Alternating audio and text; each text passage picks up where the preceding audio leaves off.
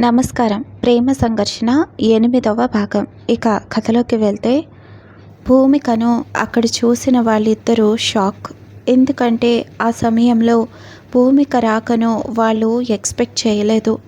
స్వప్న room నుండి బిగ్గరగా శబ్దాలు రావడంతో అటుగా వెళ్ళింది భూమిక. రూమ్ లోపలికి వెళ్ళాలని కాస్త తటపటాయించినా లోపల ఇద్దరికి ఏదో గొడవ జరుగుతుందని మాత్రం అర్థమైంది భూమికకు. స్వప్నకు భూమి అదే సమయానికి రావడంతో ఫ్యూజ్లు ఎగిరిపోయినట్లయింది.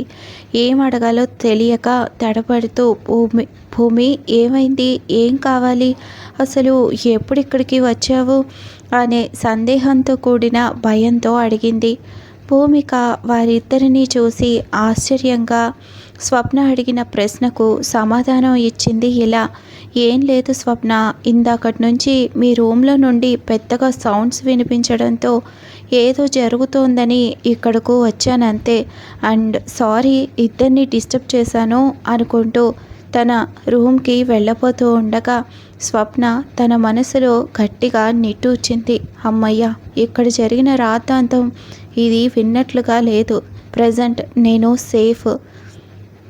అది కాదురా భూమి, ఈయన ఆఫీస్లో ఏదో ప్రాబ్లం అంట. తన పిఏ తనకు ఏదో మోసం చేసిందంట. అదే తట్టుకోలేక ఇలా ప్రవర్తిస్తున్నారు. అంతే భూమిక, కాసేపటికి కూల్ అయిపోతారులే అంటూ వివరణ ఇచ్చింది స్వప్న. ఓహో అలాగా, సరేలే అనుకొని తన రూమ్కి వెళ్ళిపోయింది భూమిక. తర్వాత రోజు భూమిక త్వరగా రెడీ అయ్యి దేవుడి గదిలోకి వెళ్ళి దండం పెట్టుకొని ఆఫీస్కు బయలుదేరుతుంది. ఇంతలో స్వప్న భర్త వచ్చి ఆల్ ది బెస్ట్ భూమిక అని షేక్ హ్యాండ్ ఇస్తూ గట్టిగా చేతిని పట్టుకొని అలాగే 5 మినిట్స్ ఉండిపోయాడు. అబ్బా, ఏంటి తను మేబీ ఇంకా నిన్నటి ఫ్రస్ట్రేషన్లోనే ఉన్నట్లున్నాడు అనుకొని లైట్ తీసుకుంది భూమిక. భూమిక, నేను వెళ్ళేది అటువైపే, ఏం అనుకోనంటే డ్రాప్ చేసైనా ఆఫీస్కు అన్నాడు. భూమిక లోపల ఆలోచిస్తూ ఉంది. ఈరోజు అసలే ఫస్ట్ డే రోజు ఆఫీస్కి లేట్గా వెళ్తే అదో రిమార్క్ అయిపోతుంది. బస్సులోనో ఆటోలోనో వెళ్తే నేను టైంకు వెళ్ళలేను. ఇతను కార్లో డ్రాప్ చేస్తాను అన్నాడు కదా, పర్వాలేదులే. అందరినీ అలా అనుమానించుకుంటూ పోతే చివరకు మాట్లాడటానికి ఒక్కరు కూడా దొరకరు అనుకుంది మనసులో. కాస్త సంశయిస్తూనే సరే అని తల ఊపింది భూమిక. స్వప్న భర్త ఫేస్ మతాబులా వెలిగిపోయింది. స్వప్న నవ్వుతూ ఇద్దరుకు బాయ్ చెప్పింది. బ్యాక్ సీట్లో కూర్చున్న భూమిను ఫ్రంట్కి రమ్మంటే భూమిక సున్నితంగా తిరస్కరించింది. ఇక చేయాల్సింది ఏమీ లేదనుకొని తప్పదన్నట్లు డ్రైవ్ చేసుకుంటూ భూమిక వెళ్ళే ఆఫీస్ వైపునకు పోనిచ్చాడు. ఆఫీస్ రావడంతో భూమిక కిందకు దిగి ముందుకు వచ్చి థ్యాంక్స్ అండి అని చెప్పింది వినయంగా. కార్ విండో గ్లాస్ కొద్దిగా కిందకు జరిపి once again best of luck Bhumika అని భూమిక చేయి తీసుకొని గట్టిగా ప్రెస్ చేస్తూ షేక్ హ్యాండ్ ఇచ్చాడు. థ్యాంక్ యూ అండి అని విసుగ్గా చెప్పి లోనికి వెళ్ళింది భూమిక. అక్కడ సెక్యూరిటీ గార్డ్ భూమికను చూసి అడ్డుకుంటే భూమిక తన అపాయింట్మెంట్ ఆర్డర్ చూపించింది. చూసిన వెంటనే లోపలికి వెళ్ళమన్నట్టుగా సైగ చేశాడు. లోనికి వెళ్ళాక చుట్టూ ఉన్న పరిసరాలను గమనించింది. చాలా స్పేషియస్గా మోడ్రన్ లుక్తో అదిరిపోయేలా ఉంది ఆఫీస్. కాస్త ముందుకు నడిచి ఆఫీస్ కౌంటర్ దగ్గరికి వెళ్ళి తిన్నగా అపాయింట్మెంట్ ఆర్డర్ని చూపించింది. అక్కడ వాళ్ళు భూమికకు ఒక ఐడి కార్డ్ ఇచ్చారు. మీ క్యాబిన్ చూపిస్తాం రండి మేడం అంటూ తన వర్క్ చేసే ప్లేస్ దగ్గరకు తీసుకొని వెళ్ళారు. చూసి తనను తానే నమ్మలేకపోయింది. తనకంటూ సపరేట్గా క్యాబిన్ అరేంజ్ చేయబడి ఉంది. నా కోసం ఇంత ప్రత్యేకంగానా అని మనసులో ఆలోచిస్తూనే ఉంది. తన క్యాబినెట్ చాలా అందంగా డిజైన్ చేయబడి ఉంది. చూడగానే ఎంతగానో నచ్చేసింది ఆ రూమ్. తనను తీసుకుని వచ్చిన బాయ్తో థ్యాంక్ యూ సో మచ్ అని చెప్పి తన రూమ్లోకి ఎంటర్ అయింది. అసలు నాకు ఏ అర్హత ఉందని ఇంత పెద్ద ఆఫీస్లో వీల్ చైర్లో కూర్చోపెట్టి ఉద్యోగం ఇవ్వడానికి? నాకు క్వాలిఫికేషన్ అంతంత మాత్రమే, స్పోకెన్ ఇంగ్లీష్ కూడా రాదు. మరి ఏం చూసుకొని నాకు ఇంత మంచి ఉద్యోగాన్ని కట్టబెట్టారు అనుకుంటూ తనను తాను ఒకసారి అక్కడ ఉండే మిర్రర్లో చూసుకుంది. ఏమున్నాను నేను? సాదా సీదాగా కట్టుకునే ఒక కాటన్ చీర. అసలు ఇక్కడ ఉండేవాళ్ళు ఎంత పోష్గా ఉన్నారు. వాళ్ళతో నేను ఎందులోనూ సరితూగలేను. మరి ఎందుకు నాకు ఈ ఉద్యోగం అక్కడ కాకుండా ఈ బ్రాంచ్కి ఎందుకు పంపించారు? మనసులో బోలెడన్ని ప్రశ్నలు మెదులుతూనే ఉన్నాయి భూమికు. ఇంతలో ఆఫీస్ బాయ్ వచ్చి, మేడం మిమ్మల్ని మా సీఈఓ గారు రమ్మన్నారు అర్జెంటుగా అని పిలిచాడు. వస్తున్నా అన్నట్లు కళ్ళతోనే సైగ చేసి అతనిని అనుసరించి సీఈఓ క్యాబిన్ వైపు వెళ్ళింది. మే ఐ కమిన్ సార్ అంటూ డోర్ ఓపెన్ చేసి గుడ్ మార్నింగ్ సార్ అంటూ విష్ చేసింది. చైర్లో కూర్చున్న వ్యక్తి అటువైపు తిరిగి ఉండి ఎస్ గుడ్ మార్నింగ్ అంటూ భూమికకు వైపు తిరిగాడు. భూమిక ఆశ్చర్యంగా అతనినే చూస్తోంది. Hi Bhumika, good morning. By the way, నువ్వు నన్ను సార్ అని పిలవక్కర్లేదు, జస్ట్ పేరు పెట్టి సంపత్ అంటే చాలు అన్నాడు. మీకు అలా అనిపించినా నేను అలా పిలవను సార్, నాకు సుపీరియర్ మీరు. మిమ్మల్ని పేరు పెట్టి ఎలా పిలవగలను చెప్పండి అంటూ తన సమాధానం చెప్పింది. ఓకే నీ ఇష్టం అని ఆఫీస్ బాయ్ను పిలిచి మంచి షుగర్ కేన్ జ్యూస్ తీసుకురమ్మన్నాడు. ఈలోగా భూమిక ఏ వర్క్స్ ఎలా చేయాలో క్లియర్గా చెప్పాడు. భూమిక ఎందుకో ఫ్రీగా ఉండలేకపోతోంది. అసలు తనకు ఉద్యోగం ఎందుకు ఇచ్చారు? సంపత్ ఇక్కడకు నన్నెందుకు పిలిపించాడు? ఏమీ తెలియదు నాకు. ఎంత అందలం ఎక్కించాల్సిన అవసరం ఏంటి? ఈ ఉద్యోగం రావడానికి సంపత్ మెయిన్ రీజనా? ఇన్ని ప్రశ్నలు మైండ్ని తొలిచేస్తూ ఉంటే ఫ్రీగా ఎలా ఉంటుంది? ఆఫీస్ బాయ్ చెరుకు రసం జ్యూసు 2 గ్లాసుల్లో వేసి ఇద్దరికీ అందించాడు. భూమి కాస్త మొహమాటంగానే తీసుకొని తాగింది. ఇప్పుడు చెప్పు భూమి, నేను చెప్పిన పాయింట్స్ అన్నీ నీకు అర్థమయ్యాయా? లేదంటే చెప్పు, ఇంకోసారి ఎక్స్ప్లెయిన్ చేస్తాను అన్నాడు సంపత్. అర్థమైంది సంపత్ గారు, ఒక్క విషయం మిమ్మల్ని అడగొచ్చా అని నెమ్మదిగా అంది. ఏం అడగాలనుకుంటున్నావో అడుగు భూమిక అని అన్నాడు. నాకు ఈ ఉద్యోగం వచ్చేలా చేసింది మీరే కదూ, ఎందుకు ఇచ్చారో చెప్పగలరా? కేవలం నా మీద జాలిపడే ఇచ్చారు కదూ. ఇలా జాలిపడి నన్నేదో ఉద్ధరించడానికి అన్నట్లు ఇస్తే ఇటువంటి ఉద్యోగం నాకొద్దు అని చెప్పి సంపత్ నుండి రాబోయే సమాధానం గురించి నిల్చుంది. అలాగే నువ్వు ఏదైతే ఊహిస్తున్నావో అదంతా రాంగ్. నీ మీద నేను ఎందుకు జాలి పడటం చెప్పు? ఇంకా ఉద్యోగం ఎందుకు ఇచ్చానో అనుకుంటున్నావు కదా, చెప్తా విను. మేము మొత్తం 4 ఫ్రెండ్స్ మరియు పార్ట్నర్స్. మా కంపెనీస్లో ఎక్కడ వేకెన్సీ ఉన్నా 3 కూడా ఇంటర్వ్యూ కండక్ట్ చేస్తాం. వాళ్ళు ఇంటర్వ్యూని అటెండ్ చేసిన విధానం బట్టి ఉద్యోగం ఇవ్వాలా లేదా అన్నది 3 డిసైడ్ అయ్యాక మాత్రమే ఉద్యోగం ఇవ్వడం జరుగుతుంది. ఇందులో ఏ ఒక్కరూ కూడా ఓన్గా డెసిషన్ తీసుకోవడానికి వీల్లేదు. నిర్ణయం ఏదైనా మా 3 డెసిషన్ బట్టే ఉంటుంది.